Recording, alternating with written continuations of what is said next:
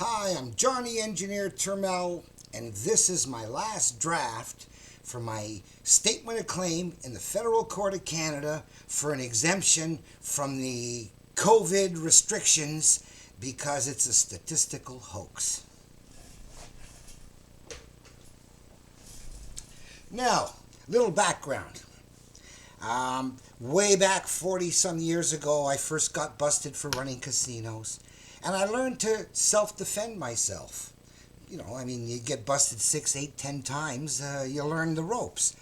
Then when I ran for Parliament to legalize gambling, I started getting excluded from debates. So I started suing the CRTC every time a TV station didn't give me equitable share of the time, which they were supposed to do. And I learned how to use the federal court ropes. So, since the 2000s, I've been showing people how to fight their marijuana charges in the courts with self-defense kits. And, in the mid-80s, I also came up with kits to help people fight their foreclosures. I made the arguments, you just filled in your name and filed it, and it stalled your foreclosure. Longest one was stalled for 33 months, rent-free while you fight. And then finally around 2014, I helped some people with another set of templates, and this was when a federal court judge cut off half of Canada's patient medpot growers. First half of the year, he killed their licenses. Second half of the year, he let them live. Now, you didn't hear about it because the media were focused on the survivors dancing in the streets and didn't have time to take a look at the losers who had to now shut down. 18,000 of Canada's sickest people who qualified for medical exemptions, and their doctors said so, and a judge took their permits away. So, I came up with a template to allow them to file a statement of claim to get it back. And 400 out of the 18,000 did. But it freaked out the Crown Attorney's Office, 400 self-defenders filling a form, and then the registry had to deal with 400 cases. And then when the Crown made their motion to quash the statements of claim, they were heard in 10 provinces by video conference in 12 courtrooms, okay? So the Crown said it was unprecedented, remarkable, extraordinary. Well, that was then. Now, a second time, 2 years later, we have another situation. If you get your medical document, you send it to a licensed producer, you get your pot in the mail the next day. But if you send in an application to grow it for yourself, now the processing's going to take 6 months, 8 months, 10 months, 11 months. So I came up with a new set of kits, which is a statement of claim for damages due to the delay, and an exemption to start right away while these clowns take time. Because in 2014, under the old regime, MMAR, they boasted that they could process people in a month. 4 weeks, okay? And now they're doing 6 months, 8 months? What's going on here? This is incompetence. So I came up with a statement of claim for damages for everything over a month. And 400 people out of about 15,000 signed up. And now there were a lot of people who had to renew every year, and they sent in their renewal and they weren't getting it. And when their permit expires, they got to destroy everything. So I came up with motions for interim exemptions, like right away, because it's an emergency, got to be heard on short notice. And the Health Canada would always have to hop to it and get the permit to them before they got to the judge. 80 times hop to it's we've got. So, the point is that if everybody uses a self-defense kit, and I've done this 3 times before in my career, then you can really exert pressure on the government and the courts and get your message out. Now, I'm doing a new one for COVID because I've been complaining about the statistical frauds that have been going on and the lies out there and the hype out there and the attacks and censorship out there. And so I'm working on this for about a month solid now because I realized I was going to be taking it to federal court. And here's basically how it works. You start by putting everything down, okay, first time. Then you start moving stuff around and editing it. There's the first one.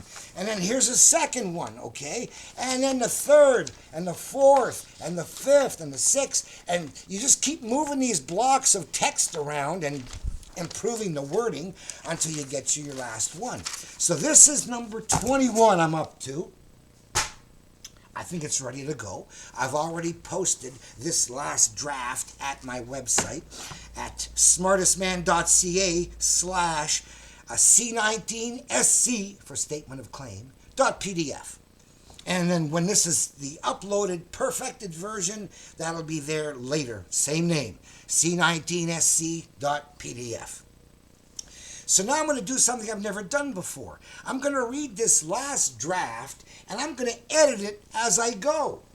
So I'm going to do the last edit of this very important case while reading all the data to you. So here we go. Statement of claim, okay? And plaintiff seeks a declaration pursuant to Section 52 of the Canadian Charter of Rights and Freedoms, the Charter, that the Government of Canada, COVID mitigation restrictions are arbitrary and constitutionally unreasonable restrictions on the Charter 2 right to freedom of peaceful assembly and association, Section 6 right to mobility, Section 7 right to life, liberty, and security, Section 8 right to be secure against unreasonable search and seizure, Section 9 right to not be arbitrarily detained and imprisonment, and 12 right not to be subjected to any cruel and unusual treatment or punishment not in accordance with the principles of fundamental justice and not saved by Section 1 of the Charter. I mean, if it was an emergency, I would be saved by Section 1. B, an order pursuant to Section 24 of the Charter for an injunction prohibiting any federal COVID mitigation restrictions that are not imposed on the deadlier flu. You're going to learn here that the flu has a higher death rate than COVID, but they apple-oranged you to trick you. A permanent constitutional exemption from any COVID mitigation restrictions as an appropriate and just remedy, and an order for unspecified damages for pain and losses incurred by such unconstitutional restrictions on rights. If you lost your business, government should pay. They screwed up. And any order abridging the time and stuff like that. So, 2, the grounds of the application are 1. Who's comparing the COVID's 3.4% case fatality rate, CFR, Apple, not to flu's known 10% CFR Apple, but to the flu's 100 times smaller 0.1% infection fatality rate IFR Orange to exaggerate the threat of COVID death by 100-fold. 2. Who's finding no documented asymptomatic transmission?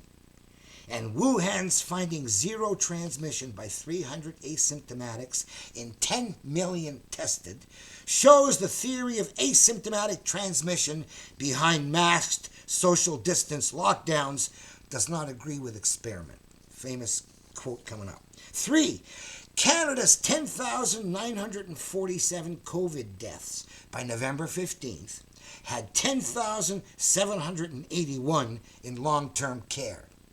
And only 166 not in long-term care died. Only 1 in 230,000 died not in long-term care. And 4, restrictions on civil liberties to mitigate a virus with lethality hyped 100-fold are an arbitrary, grossly disproportional, conscience-shocking violation of charter rights, resulting in an unwarranted toll in human degradation and impoverishment. So, parties, the plaintiff's a Canadian citizen with rights guaranteed by the Charter. The defendant, Her Majesty the Queen, represented by the Attorney General, is named as a representative of the federal government, Ministry of Health, for the minister responsible for Health Canada and certain aspects of the COVID mitigation legislation. 5. All computations were done in basic language by John the Engineer Turmel, B.Eng, 4-year teaching assistant of Canada's only mathematics and gambling course at Carleton University, great Canadian gambler, Taj professor, to my site, smartestman.ca/gambler, accredited as an expert witness in the mathematics of gambling by the Federal Tax Court of Canada, and to my credits page. COVID-19 weak bioengineered virus. Dr. Luc Montagnier, who won the Nobel Prize for the discovery of the HIV virus, found that COVID-19 contains genetic sequences that could not have arisen in nature and had to be inserted by a lab. Monster gain-of-function viruses are developed to be able to find antidotes against them because the other side is doing the same. When gain-of-function research was banned in the U.S., Dr. Fauci funded that research at Wuhan, China. COVID-19 is a man-made virus, albeit a very mild one. After millennia of humanity successfully coping with corona cold viruses, Bill Gates has warned that the next pandemic will be worse. It is not to say that a vaccine could not be one day necessary if the worst virus is someday unleashed. Sure, I'll take it if they unleash the worst virus. That's not the virus. 1. Who exaggerated COVID threat by 100-fold? The following definitions are used. F, fatalities. R, rate. C, cases with best hospital treatment in ICUs. C, I'm going to add that. Case fatality rate, that's F over C. It's a percent. So, certain percentage of the people who end up in hospital die. Case fatality rate. I, infections, estimated the total.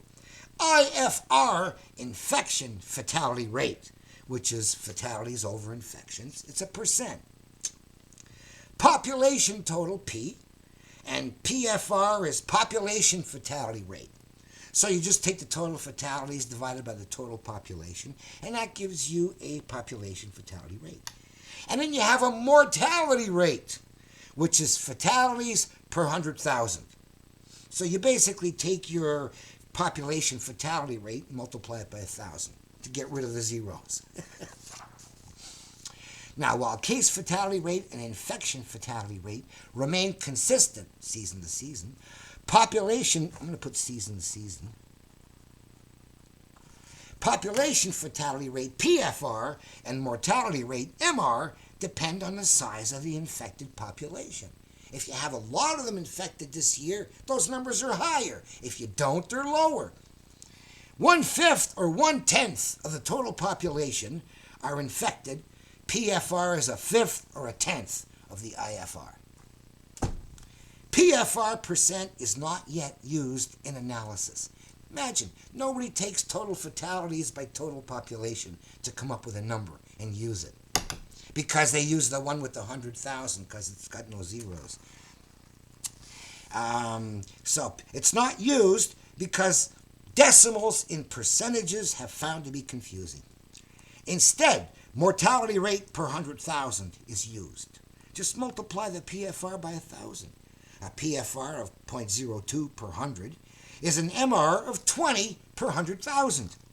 Mortality rate is almost never used unless to mislabel the CFR or the IFR. Isn't that neat? So MR is equal to PFR times 1,000, or PFR is equal to MR over 1,000. Just so anybody wants to argue, there are the equations for how this works. Flu IFR equals 0.1%. Okay, 0.1.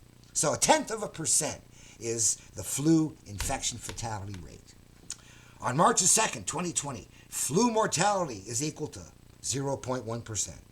Christopher Moore is a global health professor at George Washington University, calculated the average 10-year mortality rate for flu using CDC data and found it was 0.1%. That 0.1% rate is frequently cited among experts, including Dr. Fauci, and there's the website where he said that. Professor Morris refers to the flu's well-known infection fatality rate, IFR, cited by experts as a 10th per 100 infections. 1,000th mortality rate is per 100,000, not per 100, for which yearly data for size of infection is lacking. So, sadly, the professor mixes up mortality rate, which is, you never know what it is, with the IFR or the CFR, which you do know what it is. Mislabeling the yearly mortality rate as a known percentage, like the IFR or CFR, takes little from the point that flu's reputed death rate is always represented to be the well-known 0.1%. Whether it is rightly labeled infection fatality rate, IFR, per 100, or the wrongly labeled case fatality rate, CFR, per 100, or the wrongly labeled mortality rate, MR, per 100,000. It does show expert confusion on those metrics, or worse. Okay, NIH, NIAID, they say flu CFR equals 0.1%. The CFR, that's what they say. On February 29, 2020, Dr. Anthony Fauci, MD, Clifford Lane, MD, and Robert Redfield, MD, wrote, severe seasonal influenza, which has a case fatality rate of approximately 0.1%. Now remember, that's the guys in hospital, case fatality, okay? Far higher than infection fatality, which they're mislabeling. NIH and NIAID have substituted flu's known 0.1% IFR for its unknown CFR. Nobody knows what the CFR is. It is commonly known that 0.1% is the flu's infection fatality rate, not its case fatality rate. Flu CFR equals 10%. The flu's 0.1% IFR has been misattributed as CFR so regularly that most don't know the flu's actual CFR. On November the 1st, 2014, though flu's IFR is well known and often used instead of its CFR, NIH said case fatality risk of influenza. We identified very substantial heterogeneity in published estimates, ranging from less than 1 to more than 10,000 deaths per 100,000. Cases are infections. The choice of definition case in the choice of case definition in the denominator accounted for substantial heterogeneity, with the higher estimates based on laboratory confirmed cases. Point estimates 1 to 13,500 per 100,000. And D compared with symptomatic cases with estimates 1 to 1,200 per 100,000 cases, or infections, which is 1 in 10 per 100,000. A, CFR case fatality rate has been changed to CFR case fatality risk, which would obfuscate searches. B, 10,000 deaths per 100,000 is the mortality, not a CFR percentage. More than 10,000 per 100,000 is CFR more than 10%.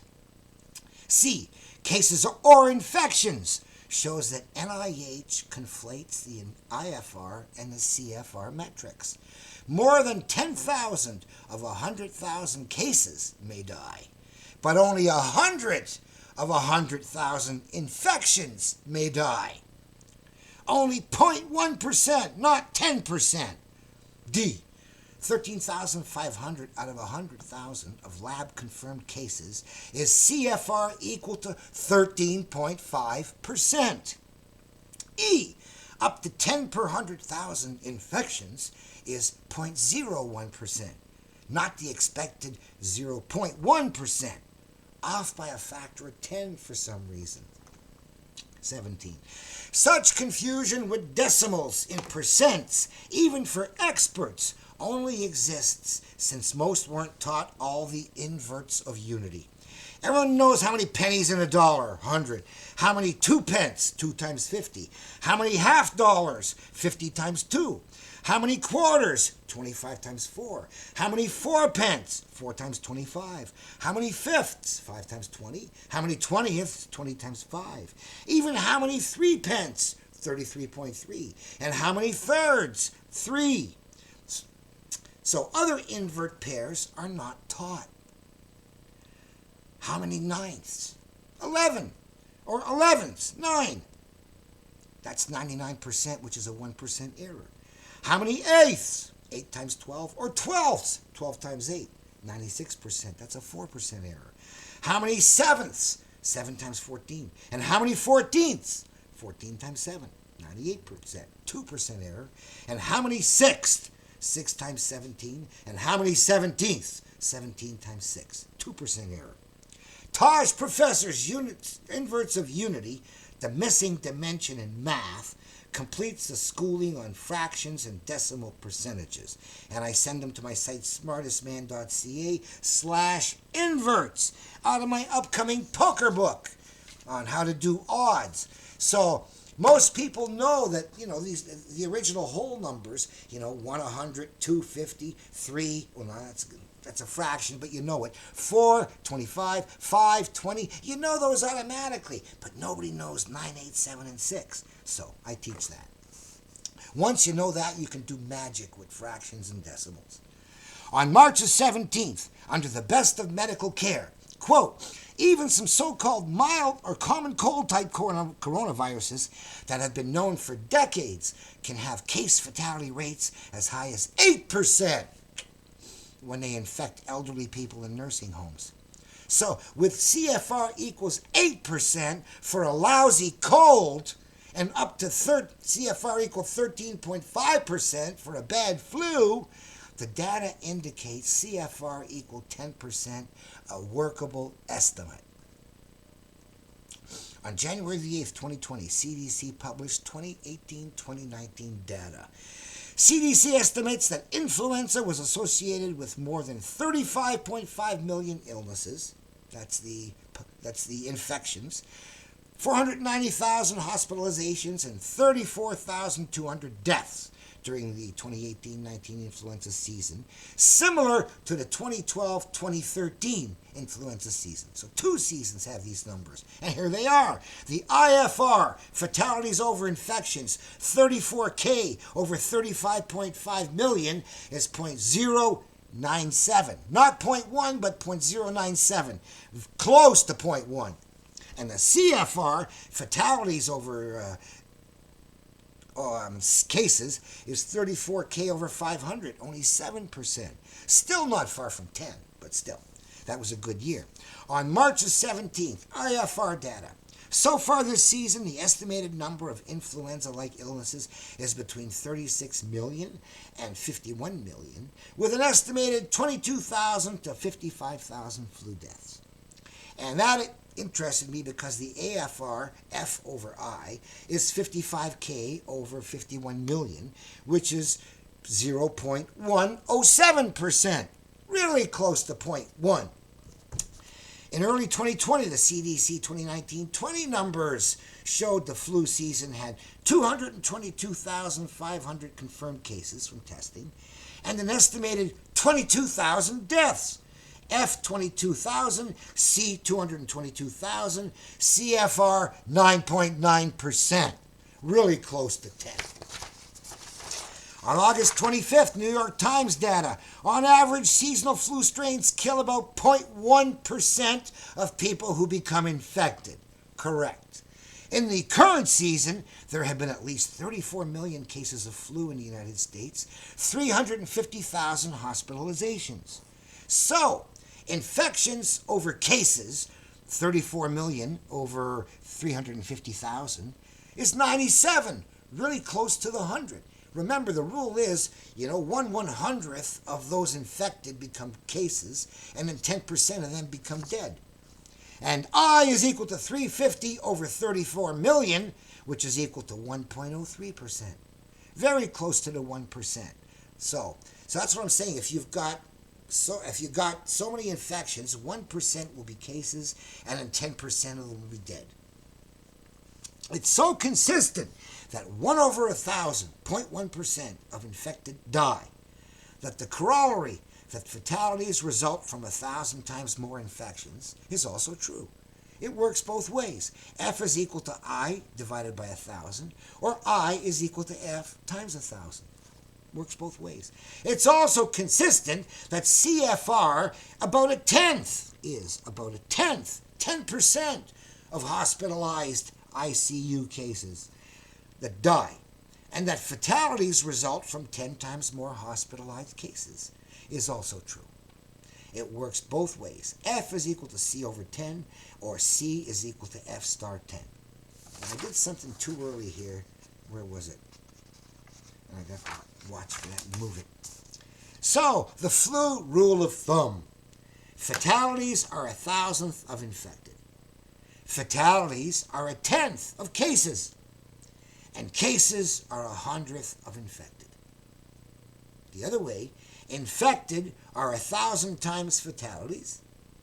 Cases are 10 times fatalities. And the infected are 100 times the cases. 1 fatality per 10 cases per 1,000 infections make flu analysis serendipitously simple. The case fatality rate CFR who die of flu is 10% in hospitals. A tenth don't make it through. While IFR infection rate fatality of all is 10th of 1%, 0.1, 1,000th, very small. On March the 4th, 2020, WHO Apple oranged the metrics. WHO said the latest mortality rate for the virus is 3.4%. This is well above the seasonal flu, which has a mortality rate of 0.1%. Now, mortality rate is being used. He's describing CFRs and IFRs, calling them both mortalities. Though WHO mislabeled the COVID 3.4 over 100 CFR and the flu's 0.1 over 100 IFR as MR mortality rate per 100,000, WHO is still comparing COVID's 3.4% apple to flu's 0.1% orange, making the COVID threat look 34 times deadlier than the flu's. On March 6, WHO said mortality for COVID-19 appears higher than for influenza, especially seasonal influenza, A. The crude mortality ratio, new word, B, reported deaths divided by reported cases. Well, we know what that is. That's already the CFR. But now it's called the mortality rate. Crude mortality rate is between 3 and 4%, and the infection mortality rate, reported deaths divided by number of infections, will be lower. Gee, how much lower? 100th lower? For seasonal influenza, mortality is usually well below 0.1%. So again, they conflate the numbers, 3.4% with the 1. And A, COVID's 3.4% CFR is only a third of the flu's 10% CFR. So COVID's mortality should not appear higher. Crude mortality ratio, CMR, a new metric to avoid the old CFR, case fatality rate.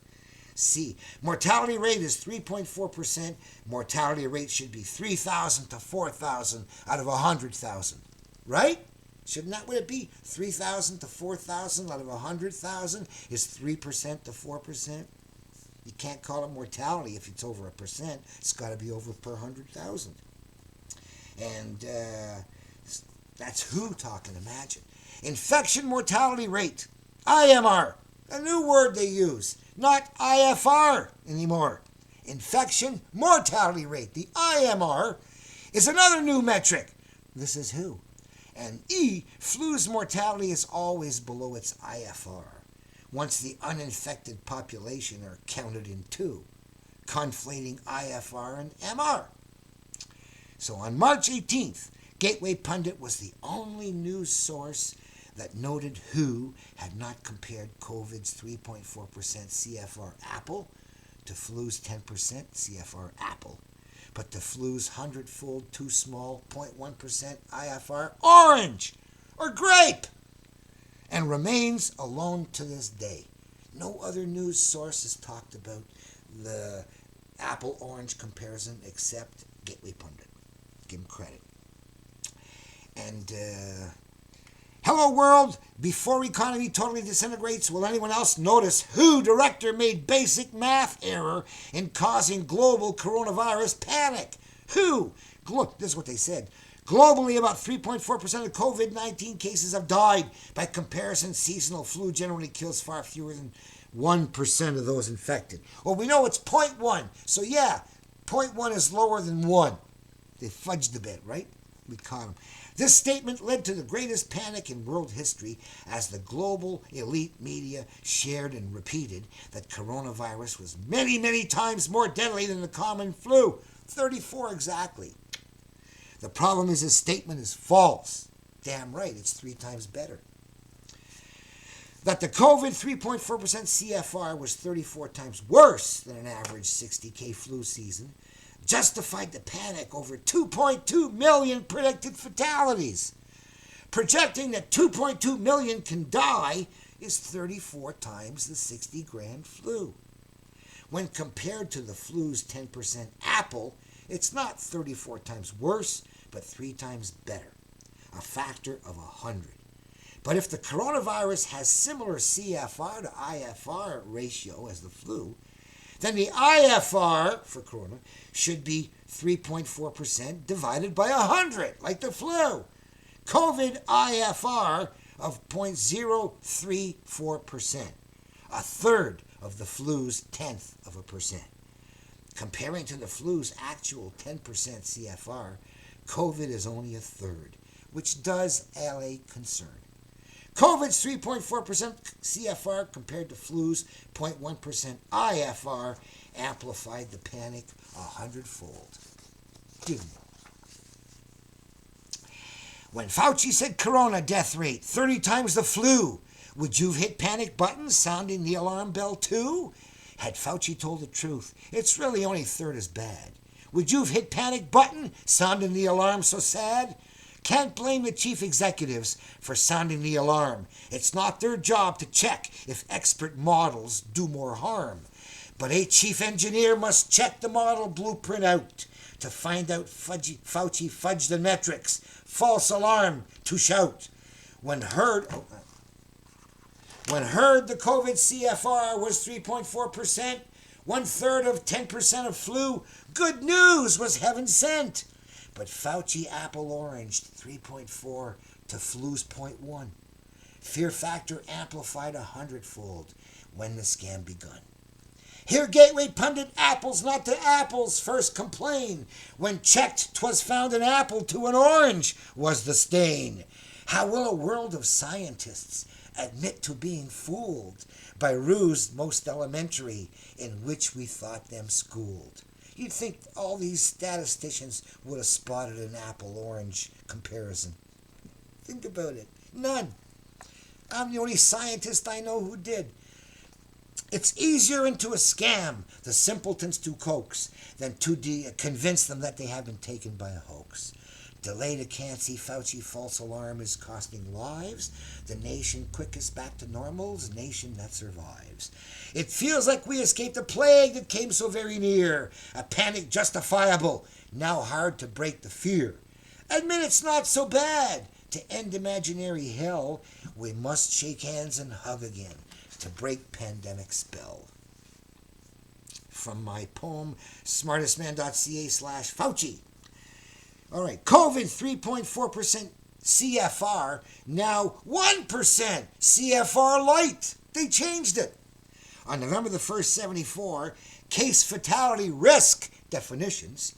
The case fatality risk for a population is estimated as the number of deaths divided by the number of cases in that population. Well, we know that's CFR, not case fatality risk rate.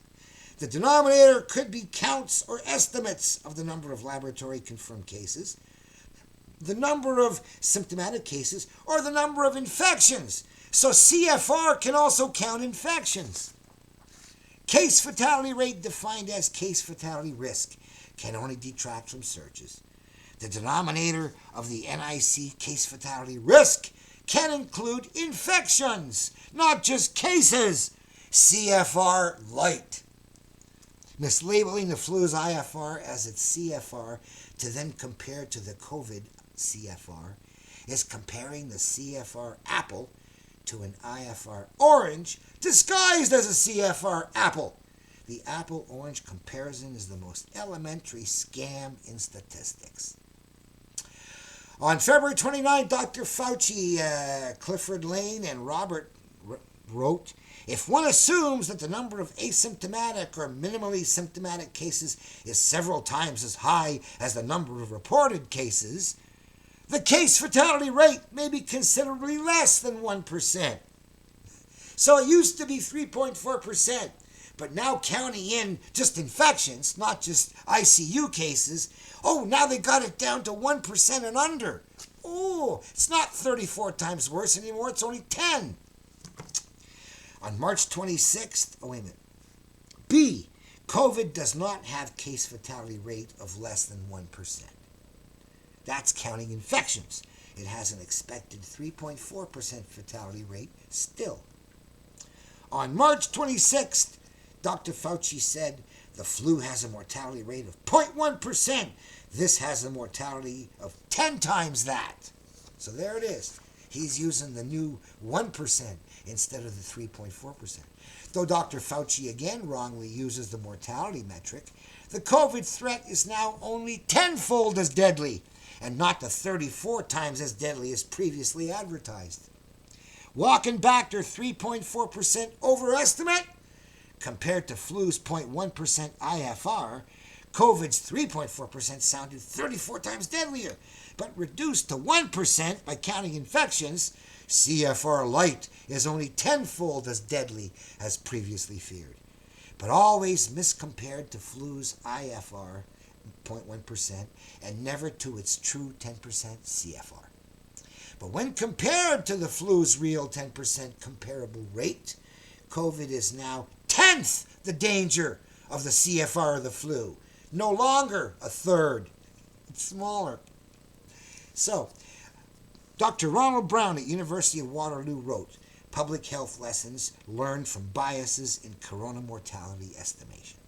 The WHO got it right in that influenza has an IFR of 0.1% or lower, not a CFR of 0.1% or lower. Right? A, Dr. Fauci reported that COVID-19 has a mortality rate of 1%, which he said had fallen from 2 or 3% after taking into account asymptomatic infections. Dr. Fauci probably meant to say that COVID-19 has an IFR of 1%, not CFR of 1%, after having considered asymptomatic infections. If you want to count the infections, call it an infection rate, right? So, A, Professor Brown noted that Dr. Fauci now lowered the COVID CFR to CFR light. I'd put not. The threat would have been 20, 30 times the now lighter 10 times the danger of flu. So, Professor Brown noted that had Dr. Fauci not lowered the CFR to CFR light, the threat would have been 20, 30 times greater, not just 10. Dr. Fauci could not have probably meant to say COVID has an IFR of 1%. He was talking about reducing its CFR from 3.4% to CFR light 1%. He never said IFR ever. Ever. Okay? C, Professor Brown also mentioned the CDC had no definition for IFR at their website. Got that? They don't even have the definition. And only in July of this year was IFR uploaded as a new metric. Wow, here's a new one we can use. Oh, well, maybe Dr. Fauci had really never heard of IFR, and CFR light was all he knew. On October the 3rd, Joe Hoft proudly crowed about Gateway Pundit being proven right on not being apple-oranged. WHO finally agrees our March analysis was correct. The WHO early coronavirus mortality rate was irresponsibly overstated, and we called them out with the correct numbers. On March 17th, the Gateway Pundit first reported on the controversial Ethiopian politician and Director General of WHO, Tedros, and his irresponsible and completely inaccurate fear-mongering. Tedros claimed in a press conference in early March that the fatality rate of the coronavirus was 3.4%, many multiples that of the fatality rate of the common flu, which is estimated to be around 0.1%.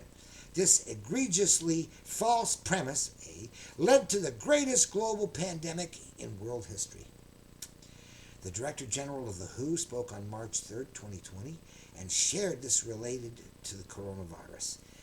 Globally, about 3.4% of the reported COVID cases have died. By comparison, seasonal flu generally kills far fewer than 1%. I'm going to indent that. The WHO did not compare apples to apples. We reviewed the WHO's data and statements and determined that the fatality rate for the China virus does not include those who had the coronavirus but were not sick enough to seek medical attention or be tested. So they didn't even measure those who didn't have symptoms like Fauci did. So how can he be comparing the same number? This is why the flu fatality rate is 0.1 and the corona fatality rate was reported at 3.4. The two rates are like comparing apples to oranges. By doing so, the coronavirus fatality rate was overstated by comparison to the flu. The WHO and liberal media created a worldwide crisis and panic by falsely comparing the two numbers. The Gateway Pundit writers Jim and Joe Hoft, attacked for our reporting and ridiculed by the far left for downplaying the danger of the spread of the coronavirus in the U.S. On Friday, time proved us right. A couple of days ago, the CDC came out with updated numbers, indicated, as we noted in March, that the China coronavirus is much like the flu. China, the WHO, and the medical elites in the U.S. created this global economic meltdown based on fraudulent numbers and bogus models. We knew it, and we pointed it out, and we were attacked. We were the first and only to point this out, and still are. We did so because and I'm the only scientist, okay? They may have done it first, but I'm the world's first guy with a science degree to spot the apple orange. Most scientists aren't that smart. Missing an apple orange comparison. God, what does that say about the scientific world and academia? So anyway, we pointed it out. We did so because we figured out the lies. And now the WHO finally admits that our initial numbers were correct. I read all that because I got a bunch of points to make. A, it is not mere false premise. It is an apple-orange miscomparison. So call it right. China does not count infections in its CFR. Well, of course not. They're doing it right. Overstated by 100-fold. He said overstated. You got to say 100-fold. It's impressive. Isn't it impressive to know that they compared it to the flu's 0.1 instead of their 10? Whoa! Factor of 100. It's important. D, those denying the threat, us, face the accusation of causing deaths, if wrong, while those hyping the threat face no more than, oops, sorry, wasting your time and resources. It is a far greater risk to deny a medical hoax than perpetrate one. And E, it is nice to be proven right and still alone. On December 29th, a Google search finds COVID CFR Canada F. This is December, okay? F, 15K, 1,000. C, 557K. CFR 15 over 557 is 2.7%. Pretty close to the 3.4. Not that far away, right? And world fatalities 1.8 million, 81 million, CFR 2.2%. So they must have hyped it a little bit. And both rates are below the original 3.4% predicted, but higher than the 1% CFR light also predicted, right? They said it would be. Anyway. Okay, ground number 2. No documented asymptomatic transmission. Zero. Quote, it doesn't matter how beautiful your theory is, how smart you are. If it doesn't agree with experiment, it's wrong. Mathematician Richard Feynman. 49. On April 2nd, 2000, WHO reported there are few reports of laboratory-confirmed cases who are truly asymptomatic, and to date, there has been no documented asymptomatic transmission. One more time. No documented asymptomatic transmission, said WHO, April. When I started my videos on this stuff. This does not exclude the possibility that it may occur. No documented asymptomatic transmission. Up until April, people not sniffling were not shedding. B. Of course, no asymptomatic transmission documented so far does not exclude the possibility that an asymptomatic transmitter may one day be found. 51. On June the 3rd, 2020, AP reported 10 million tests in Wuhan.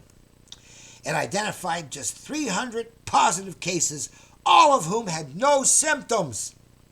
The city found no infections among 774 close contacts of the people who tested positive, suggesting they were not spreading the virus easily to others. Hey, it suggested they weren't spreading the virus at all. I'm going to add that. Easily. Right? You got to say, what do you mean easily? It's at all. So, 0 of 300 asymptomatics in 10 million tested does allay widespread concern that infected people without symptoms could be silent spreaders. An asymptomatic or pre-symptomatic spreader of a deadly virus would unknowingly infect clusters of family and friends, but no such clusters have been found. The distribution of patients has been random. We'll go into the bell curve later. The symptomless are not spreading to their clusters. Got that? So on June 8th, WHO says none found is very rare. The transcript, Maria Van Kerkhove, she says, we have a number of reports from countries who are doing very detailed contact tracing. They're following asymptomatic cases. They're following contacts, and they're not finding secondary transmission onward. Oh, that was seen. They're not finding any. Whoa. It's very rare. Well, not finding any, of course, is very rare. Add that point. And much of that is not published in the literature. So they're not telling people they ain't found any. Got that? In June, after April, when they told us they found nothing. So we are constantly looking at this data, and we're trying to get more information from countries to truly answer this question. It still appears to be rare that an asymptomatic individual actually transmits onward. Yeah, 0 is very rare. Yet very rare, no documented asymptomatic transmission is the raison d'etre for masked social distance lockdowns. If there's no symptomless spread, there's no raison d'etre for COVID mitigation restrictions. On June the 9th, CBC reported, WHO backtracks on claim that asymptomatic spread of COVID-19 is very rare. So we know there's none. We're complaining that she calls none very rare, and now WHO backtracks and is going to try and tell us it's not very rare. How are they going to tell us it's not very rare? Experts say research on extent of asymptomatic spread of COVID-19 still emerging. Oh, they can't say it's not very rare. They can only say we still don't know. Maria, she said, the technical lead at WHO, has walked back statements that the spread of COVID from people who do not show symptoms is very rare, amid backlash from experts who've questioned the claim due to lack of data. Anyway, I comment. On Tuesday, she aimed to clear up misunderstandings about those statements in an updated briefing, stressing that she was referring to very few studies that tried to follow asymptomatic carriers of the virus over time to see how many additional people were infected. I was responding to a question at the press conference. I wasn't stating a policy of WHO, she said. I was just trying to articulate what we know. Van Kerkhove said she didn't intend to imply that asymptomatic transmission of the virus globally was very rare. She sort of said there's been none. We found none. But rather that the available data based on modeling studies and member countries had not been able to provide a clear enough picture on the amount of asymptomatic transmission. That wasn't happening. They can't get a clear picture on what ain't happening. That's a big open question, she said, but we do know that some people who are asymptomatic, some people who don't have symptoms, can transmit the virus. She knows that. Some experts say it is not uncommon for infected people to show no symptoms. Well, not that often. But data is sparse on how likely such people are to transmit the disease. It's not. We've got 10 million tested and there was none. There's a big question mark at the actual data in real-world observations with asymptomatic carriers, Saxinger said. Asymptomatic spread is a dumpster fire in terms of data. Isn't that true? I mean, what else can you say? What data do experts who've questioned the claim due to lack of data expect after having found none and zero so far? A checklist of everything expected to be found that was not found? More data on the nothing found? Finding none and zero is not due to lack of data, but due to lack of asymptomatic transmission. B, there was no misunderstanding about those statements, even if she was only referring to 2 very few studies. When Wuhan had such a huge sample with a 0 result, the lack of smaller studies is not persuasive. She not stating a WHO policy. She not stating a WHO policy, but letting escape that experiment had found evidence for the WHO had found no evidence for the WHO theory of asymptomatic transmission policy was very rare, though it was still expected to find some someday. I'll look at that later. How can modeling studies be able to provide a clear enough picture on the amount of asymptomatic transmission when there's none reported? E, the policy that people who don't have symptoms can transmit is the theory behind mass social distance lockdown that has not been documented by experiment. F, experts say, I use that because it's the Feynman quote, experts say it's not uncommon for infected to have no symptoms, and yet only 300 out of 10 million tested in Wuhan had no symptoms. 0.003% had no symptoms. The experts are wrong again. They say it's not that rare. It's often. It is a 1 in 33,000 uncommon for infected to have no symptoms. G, so far the sparse data shows none to April and 0 of 300 of 10 million tested in Wuhan in June. So, a dumpster fire is an apt description for an unproven theory being shredded by data from experiment.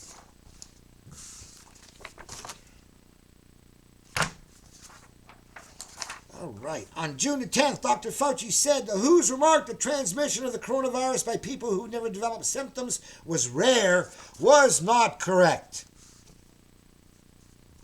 He has evidence that's not 0. I'm sure he'll tell us. Dr. Fauci said, the organization walked that back because there's no evidence to indicate that's the case. 0 is not evidence to indicate it's rare. The WHO said its comment was a misunderstanding, and we don't have that answer yet. Well, Dr. Fauci should know 0 asymptomatic transmission from 300 Wuhan asymptomatics out of 10 million is not no evidence. We do now have the answer. Evidence of 0 spread in Wuhan means very rare is almost correct. I put quite almost. What is very rarer than 0? In July 2020, the CDC published Public Health Implications of Transmission While Asymptomatic. The existence of persons with asymptomatic infection who are capable of transmitting the virus to others has several implications. That's called pass the sale. they are saying that presume that they can, and now let's talk about the implications. First, case fatality rate for COVID. Wait a minute. Yeah, first case fatality rate for COVID may be lower than currently estimated ratios if asymptomatic infections are included. CFR light, right? Second, transmission while symptomatic reinforces the value of community interventions to slow the transmission. Whoa! So, presume there is some, and look at what we're doing to fight it. D. CDC recommended key interventions, including physical distancing, use of cloth face coverings, big holes, you're trying to stop with micrometer holes, nanometer viruses. Duh. And universal masking in healthcare facilities to prevent transmission by asymptomatic and symptomatic persons with infection. Third, asymptomatic transmission enhances the need to scale up the capacity for widespread testing. See, presume it's true, and now look at what we're doing. And thorough contact tracing to detect asymptomatic infections who don't shed, remember. Interrupt undetected transmission chains and further bend the curve downward. A. Implications only if the existence of persons with asymptomatic infection who are capable of transmitting the virus to others is true. So far, it's not. B. CFR light. IFR in disguise. We admit it.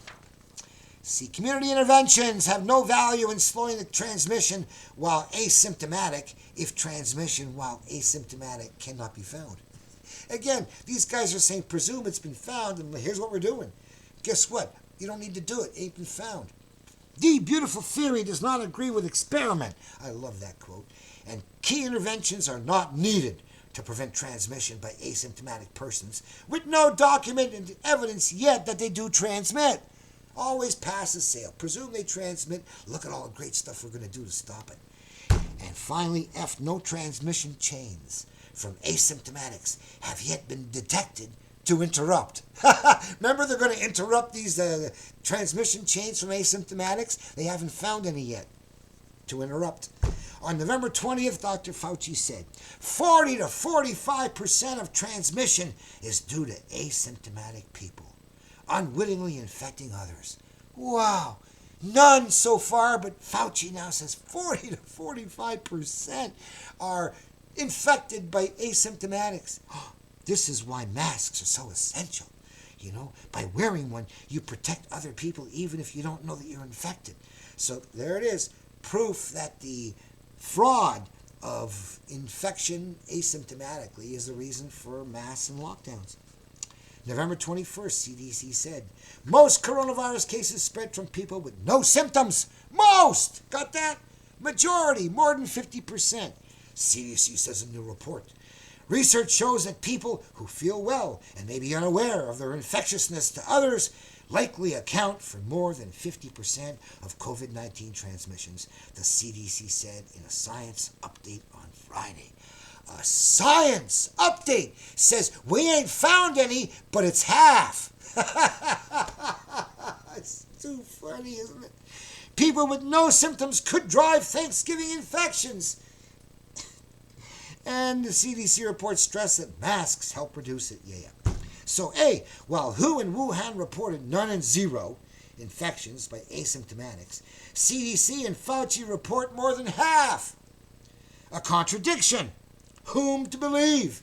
Those with the theory or those with the data to disprove the theory? Who are you going to believe? Fauci says half and Wuhan says 10 million tests say zero. Who are you going to believe? Isn't it funny? And you want to protect against people who do not shed? On August the 6th, an article shared on Facebook from Dr. Mercola titled Asymptomatic People Do Not Spread COVID-19 was labeled by Facebook with people infected with COVID-19 can transmit the virus to others even if they do not show symptoms of the disease. So, Facebook fact checker says people who are sick and people who are infected but show no symptoms as two distinct groups of people. Both groups can be contagious. Facebook said so. And must therefore follow the same preventative measures to avoid infecting others. Scientific evidence indicates that about half of transmission occurs for infected individuals experience any symptoms. Studies show that asymptomatic carriers, who are people that never develop symptoms, carry as much of the virus as symptomatic patients and can spread the virus if they do not take adequate measures, such as wearing masks, maintaining physical distance from others. Recent estimates from the CDC indicate that around 50% of transmission occurs during the incubation period before infected individuals experience any symptoms. What a pack of lies. WHO reported no documented asymptomatic transmission. Wuhan reported 0. WHO reports rare and very rare by symptomless infected. But Facebook says its official policy is half of infections are from asymptomatics. To disagree with Facebook's medical opinion is to be banned. Dr. Mercola's medical opinions have been banned. That they are that good. If this were Poland, Facebook could be fined for taking down truthful legal information. December 25th, JAMA, the Journal of the American Medical Association, said, new studies suggest asymptomatic COVID patients aren't driver of transmission. Gee, Fauci and the CDC just said it's 50%. Now you're saying none? Whoa! Journal of the American Medical Association say doesn't drive it, and Fauci and the CDC say 50%. What's going on? The American Medical Association's JAMA Network Open Journal has published new research from a government-backed study that appears to offer new evidence that asymptomatic spread of COVID-19 may be significantly lower than previously thought. Lowered to 0. Think about that. It's 0. And they're saying, gee, we've got to lower our estimates. Where should we lower it to? Hey, it's 0 so far. Some members of the public might...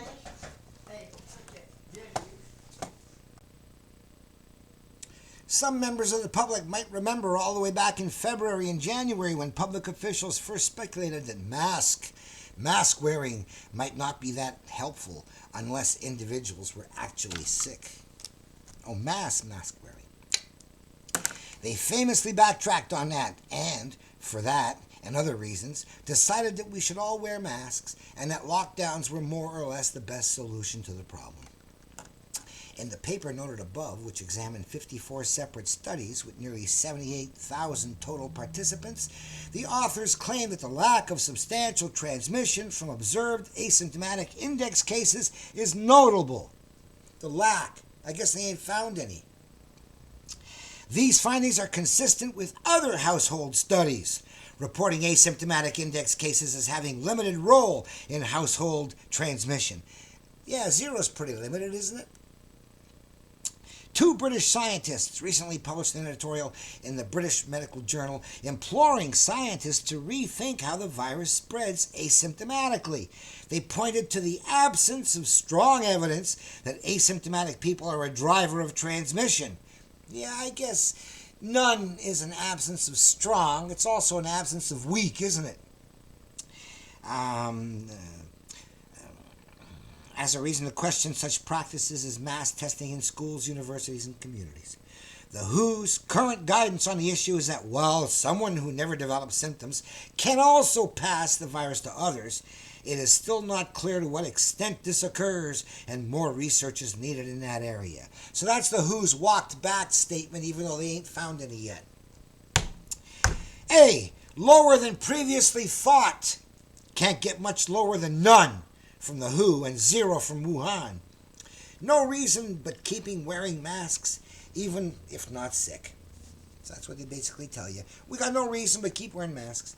C, the lack is notable, consistent with other studies, with none documented by WHO, 0 in Wuhan, none consistent with other studies.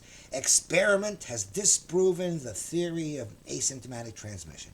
D, with none, it is clear to what extent it occurs. The clarity problem isn't with the data, it's with the viewer. Asymptomatic is transmission with no symptoms seen. Not knowing who's a threat, the answer is to quarantine. Social distance remedied, the never knowing who would be infectious, even though they would be very few. But on June 8th, who said it won't transmit without a sneeze? Like flu, no symptoms means no danger. Coping's now a breeze. It will be tough to break the spell. Get close again like yore, where we share cards and sit at poker table like before.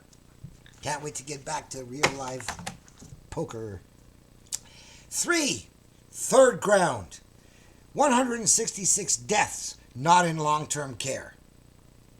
On November the 15th, CTV reported 10,947 deaths out of 38 million Canadians, had 10,781 in long-term care, 98.5% of them, omitting the difference of only 166 deaths, 1.5% of them, not in long-term care. The threat of death by COVID to non-long-term care Canadians is 166 over 38 million, 0.00044. 1 in 230,000. 99.99956 not in long-term care will not die. 99.99956 will not die. Lockdowns, masks, and social distancing may make some sense in long-term care homes with the susceptible people, but for a 1 in 230,000 danger for those not in long-term care, such restrictions make no sense at all. The 166 deaths were probably Canada's sickest, not in long-term care, with comorbidities such as obesity, diabetes, cancer, heart condition. If 90% of the 166 had such comorbidities, only a tenth of 166, 17, who died were really healthy, 0.00044%, 1 in 2.3 million. Almost no healthy Canadians have died, though the online CTV replay has edited out the numbers, which is being hidden. Oh, what is being hidden is always of prime interest. Covering up the low deaths. 71. With the world panicked by a threat hyped by 100-fold, added to the undocumented asymptomatic transmission theory that sniffles are not needed to spread COVID, makes the exaggerated plague invisibly ubiquitous. The only way to cover up when deaths do not match exaggerated expectations is to fudge the statistical cases and fatality data. Early intubations. Quick intubation killed 90% of patients and is now discontinued. Patients needed oxygen, not ventilators to help pumping it in. Infected patients to long-term care homes. Sending infected persons to long-term care homes with the only demographic really susceptible to infection sadly helped increase the real death numbers until discontinued. CDC death certificate guidelines change. On March the 24th, 2020, big date, the CDC changed the death certificate guidelines from the previous 17-year standard to a new standard where even presumed, not tested, COVID suspicion was raised in priority, while bullet to the head or lightning strike were lowered to secondary comorbidities. New symptoms like diarrhea, vomiting, stomach cramps may now confirm death by COVID. Some death certificates don't even mention COVID at all, with COVID being later added to the COVID count under all deaths within 30 days of positive are COVID. On December 27th, Gateway pundit Joe Hoft reported 330,000 Americans die with China coronavirus. CDC says number who died from coronavirus is much less, around 6%. You got that? 6% of the number the media is telling you died from COVID, and the other 94% died with it. So you did a drug overdose and you had COVID, bam, COVID killed you. And that's how the death certificates were changed on March the 24th. Isn't that sick? So they laughed and they made fun of it. And they said, we reported in August that the CDC admits that only 6% of all deaths in the U.S. classified as coronavirus deaths actually died from the China coronavirus alone. Yet this was from the CDC's own reporting.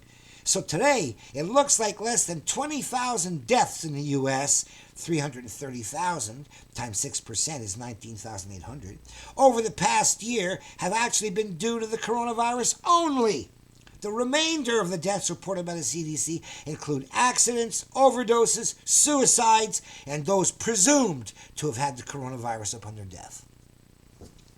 So basically, many local and state governments are shutting down their local businesses and institutions due to overinflated statistics regarding the number of Americans who died from this China-oriented coronavirus. Bam.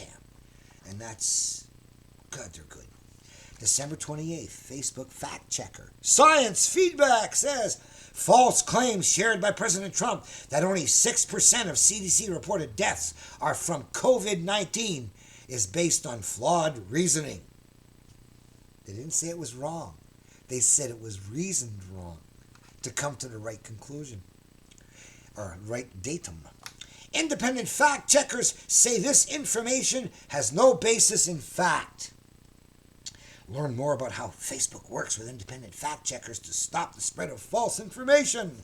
So Facebook's saying that only 6% of CDC reported deaths are from COVID is false and based on flawed reasoning is belied by the CDC's own site report. And I put the link. For 6% of the deaths, this is CDC says this, for 6% of the deaths, COVID was the only cause mentioned. For deaths with conditions or causes in addition to COVID-19, on average, there were 2.9 additional conditions or causes per death. Wow. So they basically exaggerated. Wow. Isn't that incredible? By 6%, that's 17. They exaggerated it by a factor of 17. Wow. Now, how can it be flawed reasoning leading to a false claim to state a published fact? Easily verifiable, even if most will not. Under the previous CDC guidelines, only 6%, 1/17th of death certificates, would have recorded COVID as cause of death. 94%, 16/17th, would have registered the other morbidity that really caused the death, with COVID as the secondary comorbidity. Maybe. If 94% of COVID deaths are really other comorbidities, it would be expected that the deaths for other comorbidities, currently now in the COVID column, would decrease, right? Overall fatalities in the U.S. not having risen makes it more likely COVID was substituted for those comorbidities.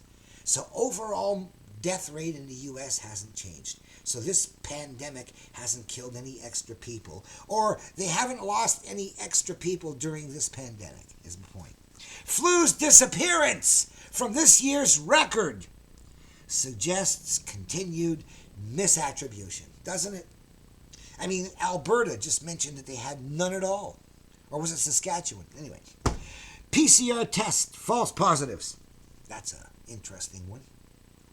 PCR test kits with sensitivity cycles set too high have generated massive false positives, detecting COVID from many reported silly things. But oversensitivity was necessary to cover for the massively exaggerated COVID death count expected from a virus 34 times deadlier than the flu, right? I mean, if you're saying all these people are dead, you've transferred all their deaths from the cancer and the obesity over to the COVID. Now you got to come up with infections to match it, more infections. So, Facebook fact check, Dr. Roger Hodkinson. Hodkinson's Instagram post also states that testing should stop because it finds the virus in people who have no symptoms, producing false numbers. Well, who needs to know who's symptomatic and I mean, it doesn't matter with flu whether you caught it and you never sneezed. Why should it matter here? So Dr. Hodkinson's right. According to Dr. Louis Ostrovsky Zeitner, a professor of infectious diseases at McGovern Medical School at the University of Texas Health Center Science Center in Houston, a sure positive COVID-19 molecular test pretty much nearly assures you that you have genetic material of the virus in your system, whether you have the active infection or you are recovering from it. This is part of the Associated Press ongoing effort to find the truth. All right. So, A, testing symptomless people who are not shedding serves no purpose, is all Dr. Hodkinson said.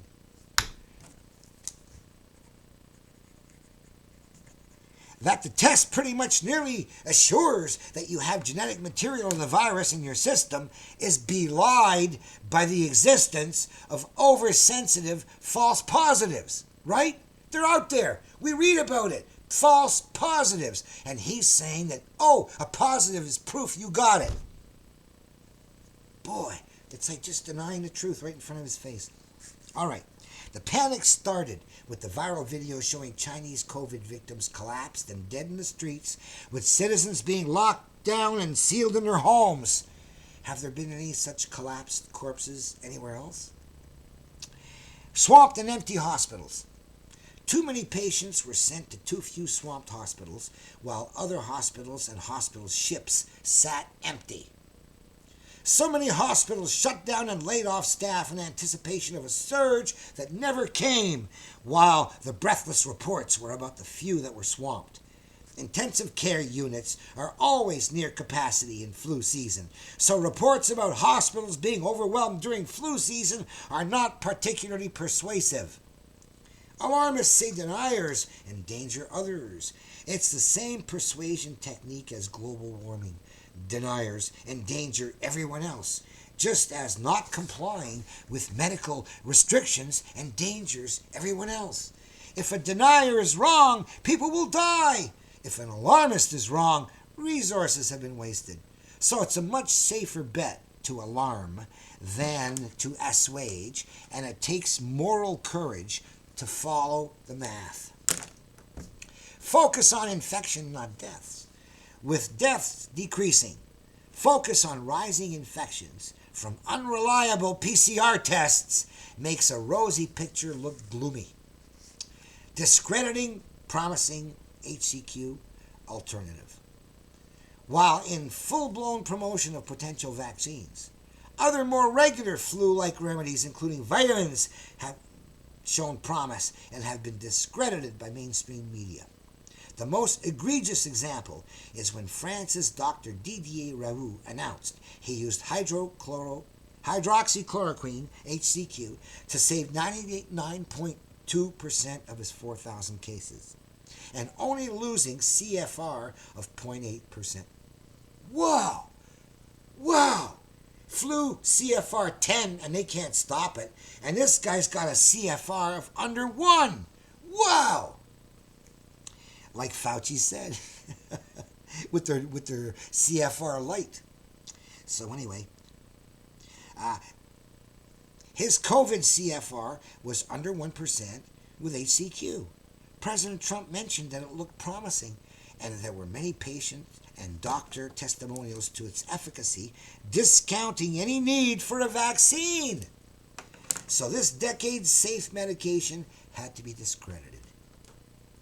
A report in The Lancet and the New England Journal of Medicine announced a global study of 90,000 people had found much danger using HCQ for COVID, which caused the cancellation of HCQ trials around the world. Whom to believe? A sample of 4,000 showing it worked great? Or a global survey saying it was dangerous? The report was soon shown to be completely fraudulent. They couldn't get that data out of there because these hospitals didn't have it. They were too primitive. And retracted by Lancet and NEJM, who blew their credibility to squelch the good HCQ news and further the panic. Didn't they? In the U.S., doctors reporting great results for HCQ have had their websites taken down, suffered hit pieces by Facebook. Who benefits in discrediting a promising cheap alternative? I was going to mix that in with something else later. Worse than such fraud, a Bill Gates-funded Oxford Recovery HCQ test in the UK used a different protocol than in France that lost 25% of their 1,500 patients compared to Raoult's protocol that lost 0.8% of his 4,000. 32 times a greater loss. Why did UK lose many and France so few? So many. A normal bell curve, you've seen that bell curve, can be fit to any average from any known sample to tell you the range of averages expected from more samples. So if you got a test and it came up, you're flipping coins, and it comes up 50-50, all right? The bell curve is around 50. Well, you know how many of the future samples are going to come within this range, 2/3 of the time, and then 95% of them within double that range, and then 99.7% of the time within double that range, within triple that range. So you can fit a bell curve to any average with a sample size and know what's the probability of it happening again, or better, not happening again. A normal bell curve can be fit to any average from any known sample to tell us the range of the averages expected from more samples. Expect 2/3 to land within 1 standard deviation. Expect 95% to land within 2 standard deviations. 99.7% within 3 standard deviations. And the formula for the standard deviation around any mean is an elementary square root of n, the number of trials, times p, the probability of Raoult losing somebody, 0.008, and q, the probability of him not losing somebody, 0.992. Got it? So 0.992, he doesn't lose people. 0.008, he does. Okay? Anyway, so that's his numbers and how it fits. Now, so when you do the numbers, now here's the N is a number in the sample, F is the number of fatalities, always, P is the probability of fatality, which is fatalities over number, and probability of life, that's the non-fatalities over the number. So, in France, the example is, they have 32 fatalities, 4,000 people, and 32 out of 4,000 is 0.008. And 1 minus that is 0.992. The square root of 4,000 times 0.008 times 0.992 is 5.7. Around 32. Let's say 6. If you did more 4,000 patient tests with Raoult's protocol, the bell curve of the spread around the mean, okay, how far it goes, 66%, 2/3 of the results will be between 26 and 38 deaths. 33% outside. 1/6 of the samples with less, 1/6 of the samples with more. Now, 95% of the samples will be between 20 and 44 deaths. 1/20th outside, 1/40th each side. And finally, 99.7 of the results will be between 14 and 50 deaths. 1 in 370 outside, 1 in 740, less than 14, 1 in 740, more than 50. And 99.997 of the results will be between 8 and 56. So, 1 over 16,500 to be more than 56. Now, the odds of someone losing more than 56 people following his protocol is 33,001 against. Okay?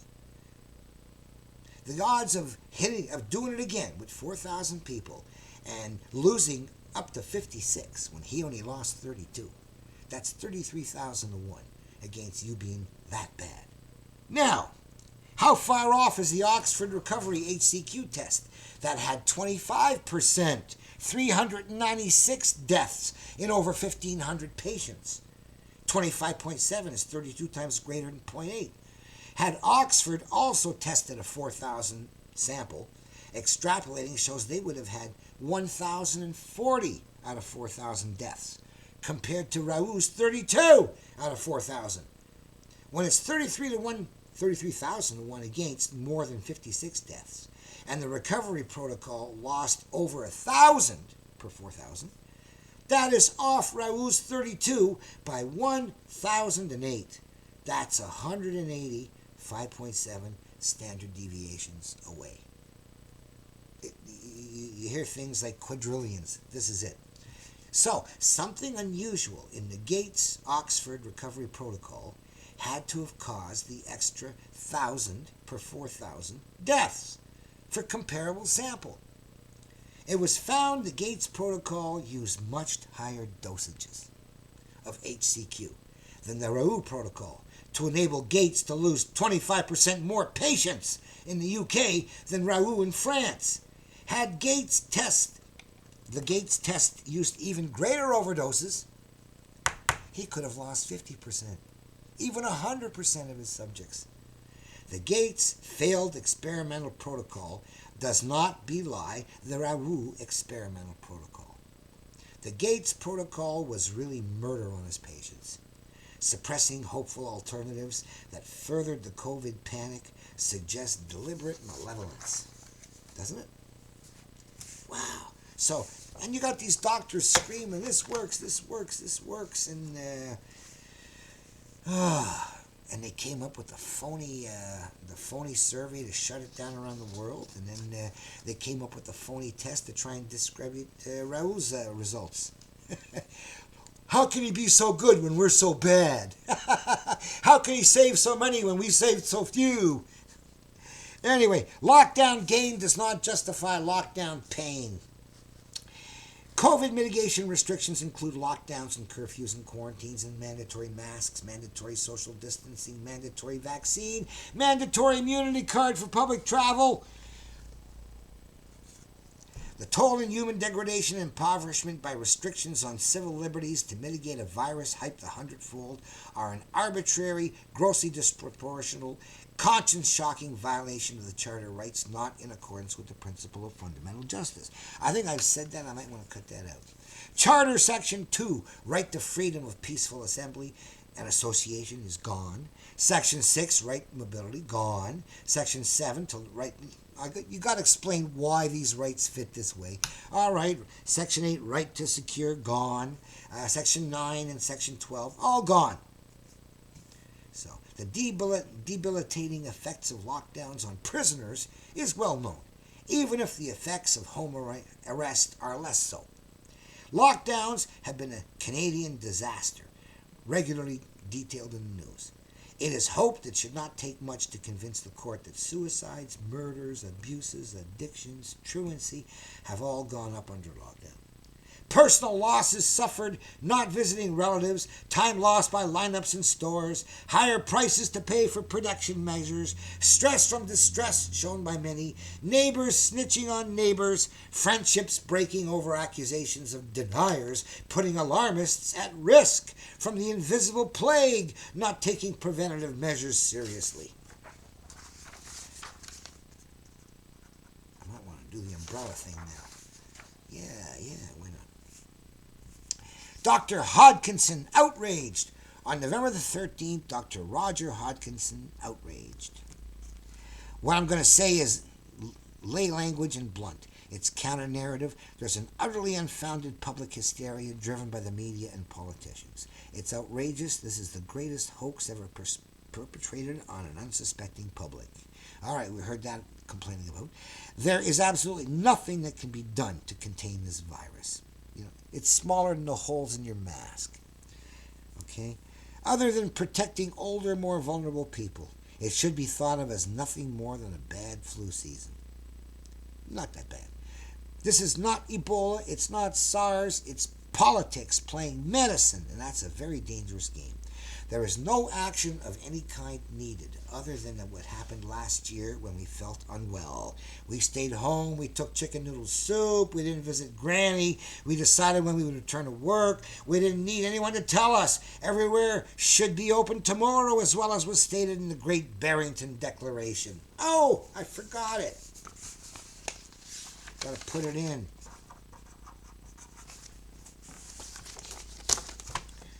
All right. All that should be done is to protect the vulnerable and to give them all into nursing homes that are under your control. All right. Give them all 3,000 to 5,000 international units of vitamin D every day, which has been shown to radically reduce the likelihood of infection. And I would remind you all that using the province's own statistics, the risk of death under 65 in this province is 1 in 300,000. Boy! Pretty good. Less than the 166. 1 in 300,000. You gotta get a grip on this. The scale of the response that you are undertaking with no evidence for it is utterly ridiculous, given the consequences of acting in a way that you're proposing. All kinds of suicides, business closures, funerals, weddings. It's simply outrageous. It's just another bad flu, and you gotta get your minds around that. Let people make their own decisions. You should be totally out of the business of medicine. You're being led down the garden path by the chief medical officer of the health of this province. I'm absolutely outraged that this has reached this level. It should all stop tomorrow. And I add, the hysteria has simple people deeming a tenth of a flu as a plague 10 times worse than the flu. People have been terrorized with rumors of invisible plague. Such hysteria explains why advanced nations are reporting such dire pandemic, while poorer nations without medical protection or testing equipment have not reported any crisis. No corpses in the streets. Not having changed to counting deaths with COVID rather than of COVID, pursuant to the new CDC guidelines, may have helped keep their death numbers down, and so they are unaware of a pandemic danger not being experienced. B. Dr. Hodgkinson's greatest hoax ever perpetrated is now proven by the data. It is not nothing.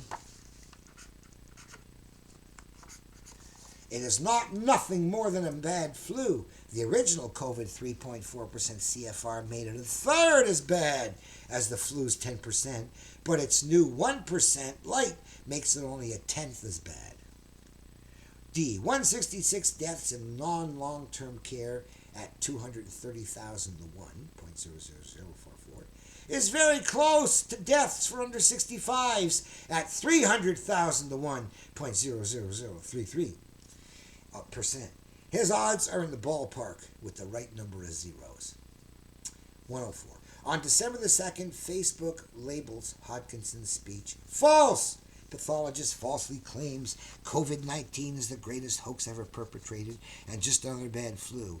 AP assessment false. Not only is COVID deadlier than flu, but symptoms can be long-lasting according to medical experts.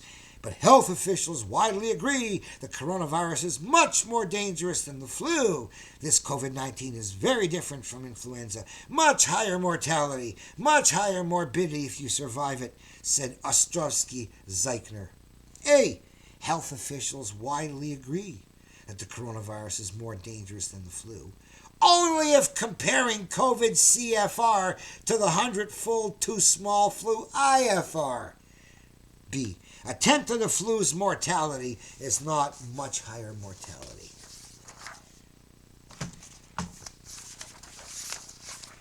Only two, yeah. 106 on December, almost there. On December 22nd, Dr. Sukarik Bhakti warning about vaccines. Americans and people all over the world are rushing to be the first to get in line to get one of the new COVID vaccines. This is despite the fact that the risks associated with the vaccines could be worse than the coronavirus itself. Much of the United States and the world has been shut down over the virus that has more than a 99% survivability. 99.9, remember, 99956 in Canada for non-sick people. Rate. In fact, the virus is so tame, most people never even know they have it. And yet, we continue to see business closures, lockdowns, quarantines, mask mandates, social distancing rules. As a result of these devastating government actions, we've seen skyrocketing unemployment, suicide, drug abuse, crime. In fact, in San Francisco, the deaths from suicide have far outpaced the deaths from COVID. Yet we're told that this is all part of the new normal, and we should expect it to go on. not for months, but years. Now that Apple Orange amplification of the COVID threat by 100-fold is exposed, we can see that Dr. Hodgkinson and Dr. Bhakti and many other doctors protesting the hoax are proven right and have been defamed by Big Brother at AP and Facebook. Too many doctors have avowed in public that COVID is a tame virus, and the numbers back them up to expose the COVID-19 scamdemic. Ontario locks down. On January 12th, the Ontario Premier Doug Ford declared a second provincial emergency order under Section 701 of the Emergency Management Civil Protection Act to address the COVID crisis and save lives. The province's issues, all 16 of them, It's probably more like 5 or 6. Stay at 1/3 of the 16. Stay-at-home order introduces enhanced enforcement measures to reduce mobility for the looming threat of the collapse. We can prove mobility rights, right? The province looming collapse of the hospital's system shown by models. Stay at home unless for groceries, pharmacy, health care, blah, blah, blah. 109. In the 6 months between January 15 and July 13, for children under 20, Ontario reported 1 death. Extrapolating to Canada, expects 3 deaths under 20. And for 1 death, Ontario closed its school.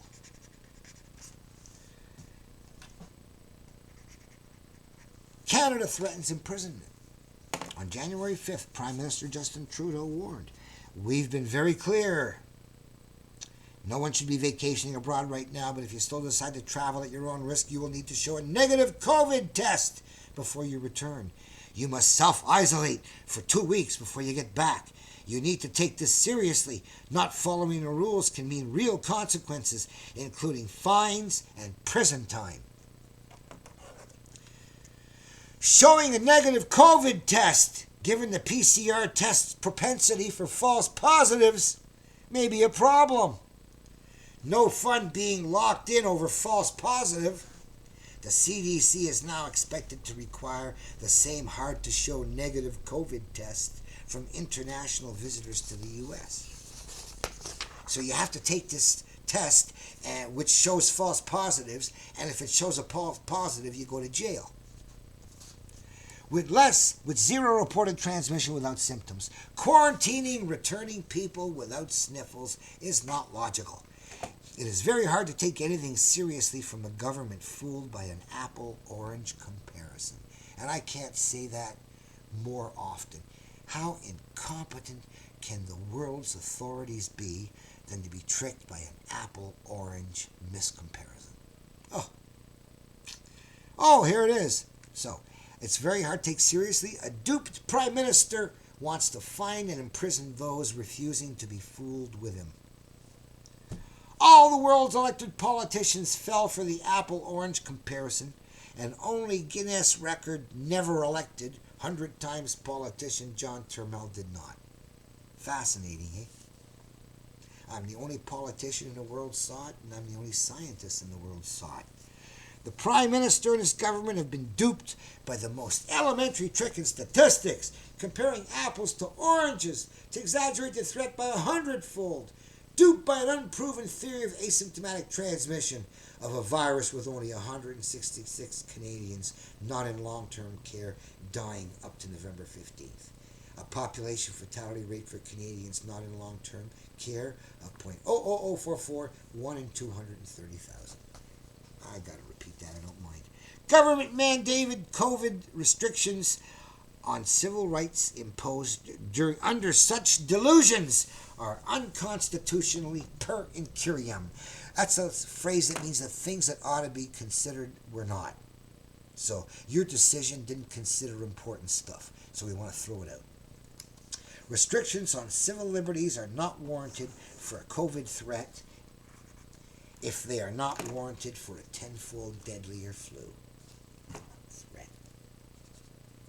The restrictions are focused on the long shots with a 1 in 230,000 chance of death, and not on those shorter shots in long term with .03, 1 in 3,300 population fatality rate.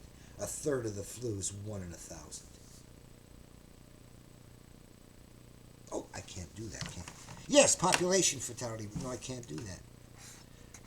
It's got to be another one. All right. Who did it? With a question mark and an exclamation mark. Who did it? Who did it? Global effects of lockdown restrictions have caused desperation deaths far in excess of COVID deaths.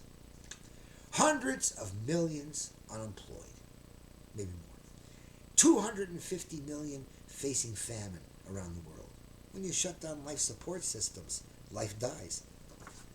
What kind of evil cabal would use global media and medical establishments to hype a mini-virus 100-fold with an apple-orange comparison into an imaginary plague to convince a gullible world into shutting down life support systems and imposing famine on 250 million people and innumerable woes on many hundreds of millions more? Why condemn so many to death on a cross of hype? Cui bono? Who benefits? Personal protection equipment producers? Skip the dishes delivery boys? Come to mind. But vaccine companies seem to have the most to gain by an exaggerated scamdemic. Mandatory vaccine protection scam. It would seem all the hype is promoting vaccines to get immunity cards for release from house arrest. You take your vaccine, you get a card, you can leave the house. Los Angeles just announced students will be required to get COVID vaccine before returning to school. Without comment on the validity of tests for any particular vaccine, it is untested combinations of many vaccines that are worrisome. When a new vaccine is added to the approved schedule, the formula for the number of combinations to test is 2 to the nth power, 2 to the n, for n vaccines, an exponential geometric doubling with each additional new vaccine. With n equal 10 vaccines, there are 2 to the 10, or 1,024 combinations to test for clashes. From a test of none to a test of all 10, with all other combinations in between. Now add an 11th vaccine, and where there were 1024 combinations without it, there now need to be tested 2 to the 11, 20 to the 48. Another 1024 combinations with the original 1024. Another vaccine doubles the number of combinations to be tested again to 2 to the 12, 4096. Wait a minute. Yeah. Combinations. 20 vaccines have 2 to the 20, which is over 1 million combinations to test. Do you really think that they're testing that many vaccines? So vaccine promotion has the hallmarks of a scam, which is always exposed by its illogic. The vaccinated who feel threatened by the unvaccinated are like someone with an umbrella worried about you getting them wet because you don't have an umbrella too. It's too stupid an argument to take seriously, but it is the argument at the base of mandatory vaccines. The delusion that the protected are threatened by the unprotected. It belies the belief that vaccines work. If they work, why is protection needed from unvaccinated others? These are the health officials who put fluoride, a known neurotoxin, in our water. Can they be trusted to put anything into our veins? Preference for alternatives to vaccines. Some would prefer to follow biblical injunctions to fast and drink the waters of your own cistern. Searches for immunity and fast will show a 3-day fast rejuvenates the whole immune system. I've been pushing fasts for decades. Searches for urine therapy will find miracle water heals innumerable ailments. It is attested that swishing for 2 days disinfected and healed a root canal infection, one of the most dangerous and painful infections known, a medical miracle. I did it. I attest it. drinking the waters of your own cistern, have allowed a 28-day fast with no discomfort. I did that. Losing 20 pounds. A 4-month fast, feasting once a week, losing 48 pounds. Recycling all vitamins, minerals, enzymes, hormones, DNA, and stem cells seems to cut the hunger, while the body cannibalizes the bad, unnecessary, or malignant cells during the starvation. Adding in vitamins and supplements, some would prefer to dare a few days in bed, obtaining new antibodies for natural immunity, with medical care a call away if things get bad. Censorship.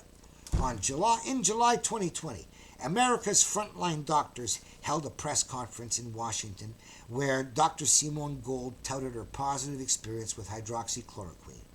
Their site was deplatformed, and she has since been fired by her 2 hospitals.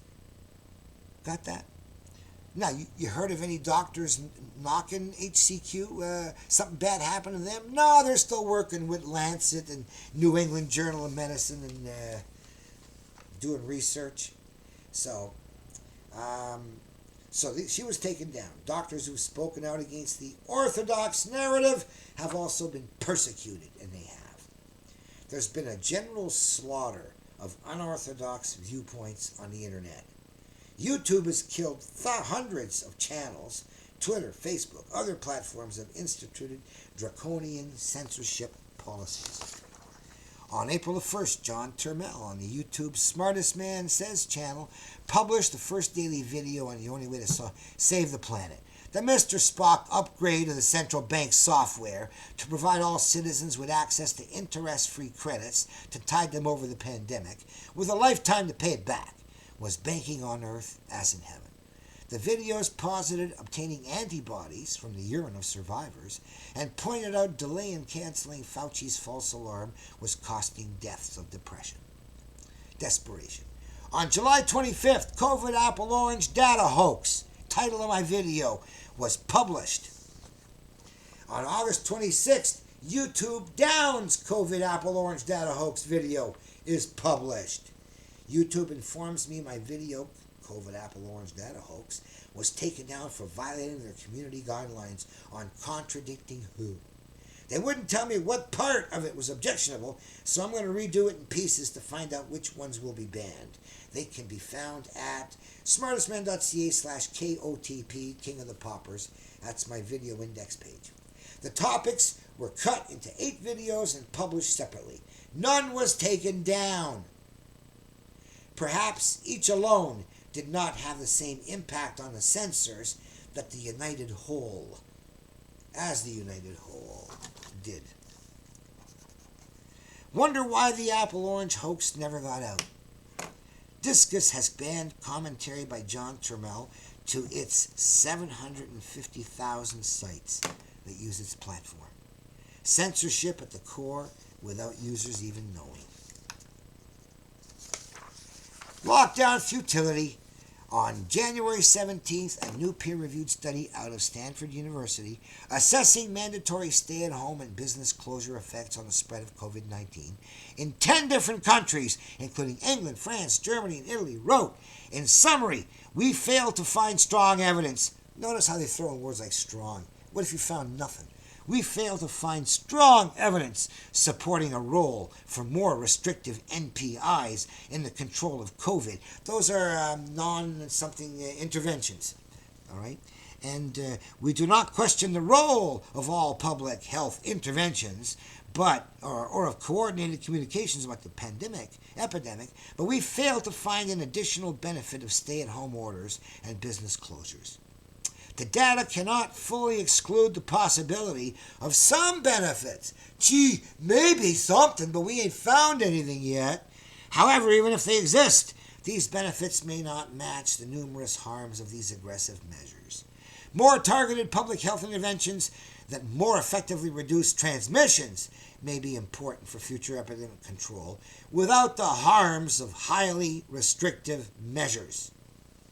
Finally, Bank of Canada for damages relief. It should not be thought that payment to citizens damaged by COVID mitigation restrictions would be impossible for Canada to pay. Smartestman.ca/1974 explains how federal and provincial governments once had access to interest-free loans at the Bank of Canada. Until 1974, when Pierre Trudeau forced governments to become indented by borrowing from private banks at interest. There's no reason Canada could not borrow enough new interest-free credits from the Bank of Canada to cover the damage with all Canada's payments going against principal.